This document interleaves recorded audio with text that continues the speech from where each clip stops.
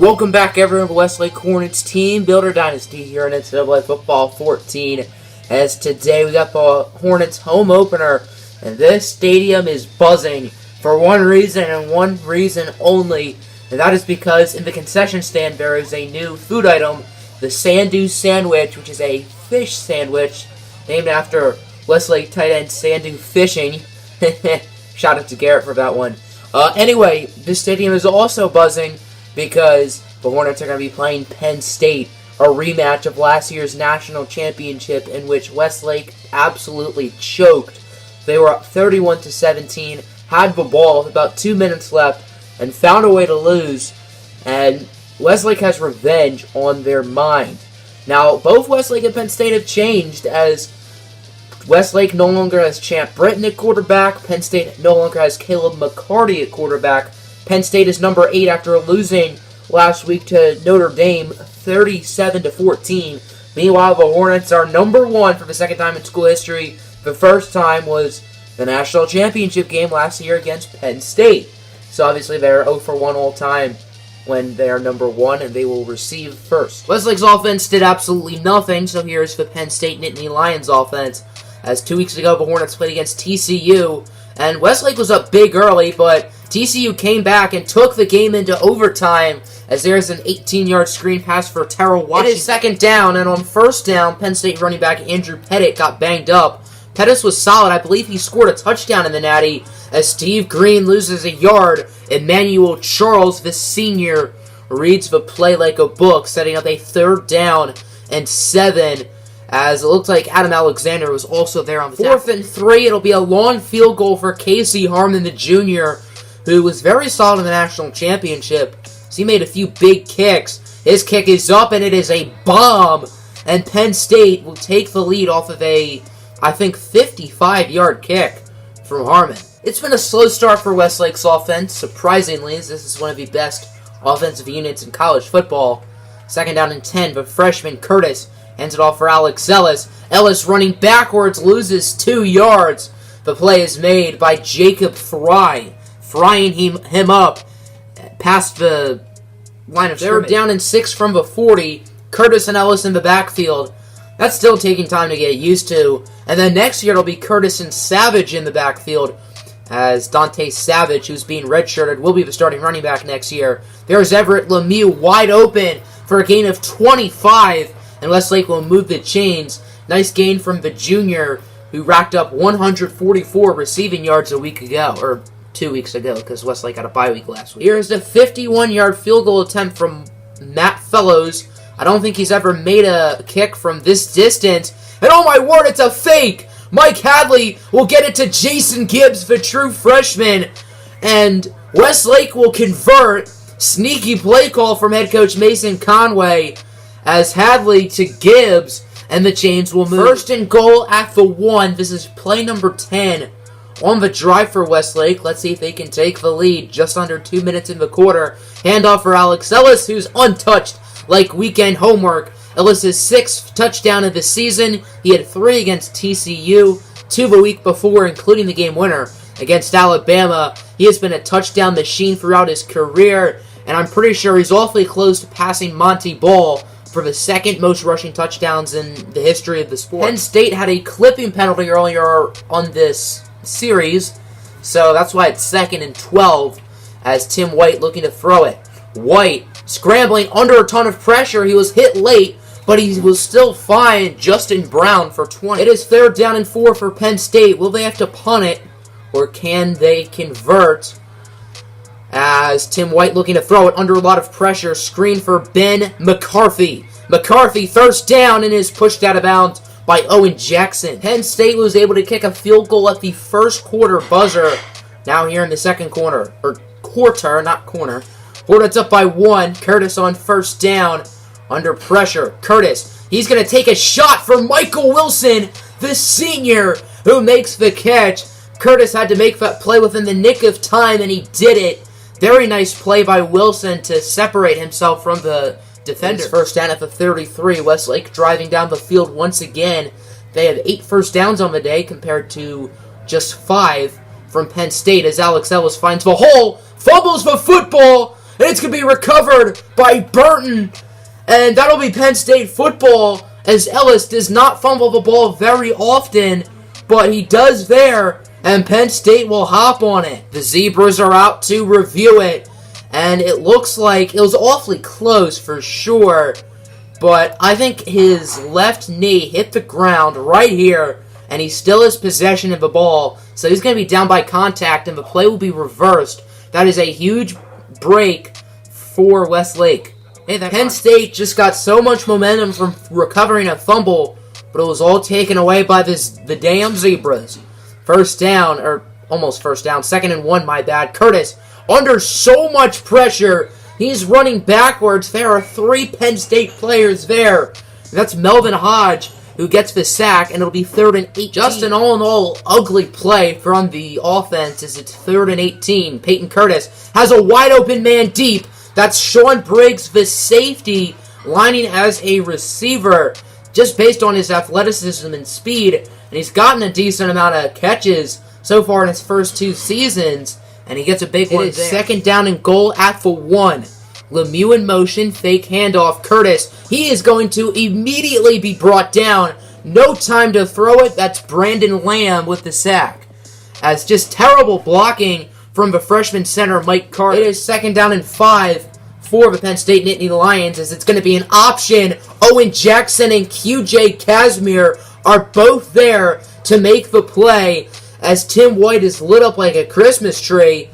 A just ferocious hit by those two, setting up a 3rd and 8. Westlake is up by 4, and they have the football. Let's see if they can take advantage of this momentum and extend their lead even more, as on 1st down, Peyton Curtis. He's going to look deep for Wilson, and it's going to be intercepted by Parsons, as Peyton Curtis now has 5 interceptions on the season. One of the best things about Champ Britton was that he rarely threw picks. I think he only had like 7 or 8 all of last year, and that's definitely been Curtis's biggest struggle. 3rd down and 11 for Penn State. Will they convert, or will Westlake get this stop?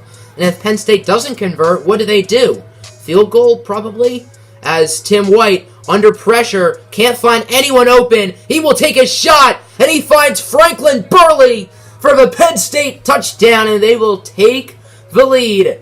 As a big play right there, Curtis, wow. Tim White had all the time in the world, and he took advantage.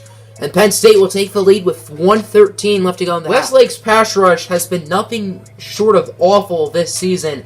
That last play definitely showed it.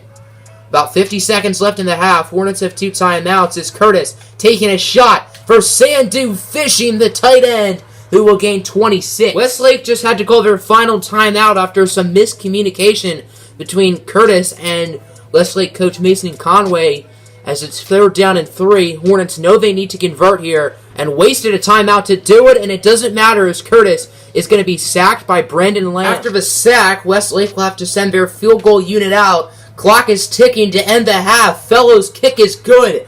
And we are tied up at 13, headed into the locker rooms. Penn State will receive the ball first to start the second half. It says end of the first quarter. It does that a lot. We got quite a half in store for us. Tied up at 13, 3rd down and 1. Option, Wade gets by Brock Rivero and has open running room and will be brought down by QJ Casimir of all people for a gain of 22. If this was behind the line of scrimmage, yeah, Casimir makes sense, but not this far down the field. It is 1st down from the 26-yard line for the Nittany Lions. Their offense looking good on this drive as they try to take the lead. Tim White kept on the option. This time, Westlake knows it as Emmanuel Charles makes the tackle. That's a loss of 5. Charles has been all over the field today. He's been very good. Penn State is now in the 10. Let's see if they can take a 7-point lead. They've not been up by that much at any point in this ball game. As Mitchell is the motion man, Tim White will hand it off for Frank Burley. And Burley untouched like weekend homework for a Penn State touchdown. I think it's safe to say the Huskies have this one in the bag as they are up 31-10. USC's fans are not going to be too happy about this loss. So far, this has definitely been Peyton Curtis's worst game, and he needs to put it together here in the second half for the Hornets to win this game. Curtis on 1st down, looking to throw it. He is going to be sacked, as that really wasn't his fault. That was just bad blocking Jerome Burton with the third down and 20 for Westlake. They converted on 3rd and 18 earlier today. Let's see if they can convert it from just 2 yards more. As wide open down the field is the true freshman from Bellows Falls, Vermont. It's Malik Brown for a gain of 40. And Westlake will convert as nobody saw him running down that field. Curtis off of his back foot. He was under a ton of pressure. That was a really nice pass. Westlake has been very aggressive today, and they will continue to, as they're going to go for it here on 4th and 2. They are 1 for 1, which was the fake field goal, which they obviously converted. Curtis is going to be sacked. He had an open man. I think that's Lemieux up the middle, but couldn't get it off in time. While Peyton Curtis does not have the best of days, his offensive line has been terrible, and it's not all his fault. 3rd down and inches for the Nittany Lions. Westlake would absolutely love a stop. Jackson trying to pump up the crowd, and Owen Jackson clobbers him. What a hit! As Jackson makes a big play, White does not convert. While Westlake's defense just got a big stop, their offense really needs to show something here, as 13 points for this squad is unacceptable. Alex Ellis gets the handoff. Ellis on the run, outrunning defenders, and he will gain 21. Very nice play right there from the redshirt senior, who is currently favored to win the Heisman Trophy. Westlake has really prioritized the run on this drive, and it's definitely paying off, as they have it in the red zone. 1st down, Peyton Curtis. Short pass for Nigel Wiggins, who's been sort of quiet today, and Wiggins will body his way into the end zone, and we are tied up. The 2nd career receiving touchdown for the redshirt freshman Nigel Wiggins. Curtis's first passing touchdown of the ball game. He had 3 against TCU, 2 against Alabama. In the championship, Westlake was the better team that game, and they lost. Today, Penn State's been the better team, I think. And maybe let's see if they lose. As White on the run. What a play from the junior, Agobo Anecho. Big play right there for a loss of 3. Setting up a 3rd and 9. Absolutely phenomenal awareness. After the big play from Agobo Anecho Jr., it's now 3rd and 9. 5 receivers set for the Nittany Lions. As White looking to throw it. White, he's going to be picked off by the senior, Emmanuel Charles. Have yourself a day, young man. And Charles will bring it past the 25. What a huge momentum giver for the Hornets. As Charles, with a big play, all in all, bad pass from White. He definitely underthrew the receiver. And Westlake will get great starting field position. At worst, they should get a field goal. I think we all know who has the momentum right now. 1st down, Curtis. Scrambling like Champ Britton would. Curtis taking a shot for the end zone. He has Michael Wilson for a Westlake touchdown on the first play of the drive. And the Hornets will take the lead with 5 minutes sharp to go. Westlake's defense forced a 3 and out. Let's see if their offense can win this game, as they're definitely in the driver's seat right now. Lemieux enters the backfield. Curtis tosses it for Lemieux at the last second. Lemieux jukes out a defender, and Everett Lemieux has open running room. Nobody's going to catch him. The last 3 Westlake offensive plays from scrimmage have all been touchdowns. This time a long run from the wide receiver Everett Lemieux. And the Hornets are now up by multiple possessions. Penn State had the lead and the football. Life was good. Then the Owen Jackson hit happened. And then the rest was history. But they do have it at the 10-yard line now, very close to the end zone, as Tim White under pressure here on 1st down. Rivero's unable to make the sack, and Tim White will be brought down into the end zone by Owen Jackson for a Penn State touchdown, and they will make this game within 7. Revenge sure does taste sweet, everybody. The Hornets get the win 34-27. It did not look good for parts in this game, but the Hornets were clutch in the 4th quarter. Peyton Curtis sort of had a rough game, but really played well down the stretch. Westlake's defense had a pretty good day, and they improved to 3-0. Next episode is a bye week. Well, next week for the Hornets is a bye week. And next episode is the recruiting special, so stay tuned for that. I'm a Barbie girl in the Barbie world, loving plastic. It's fantastic. You can brush my hair, undress me everywhere. Imagination, life is your creation. Hey, man!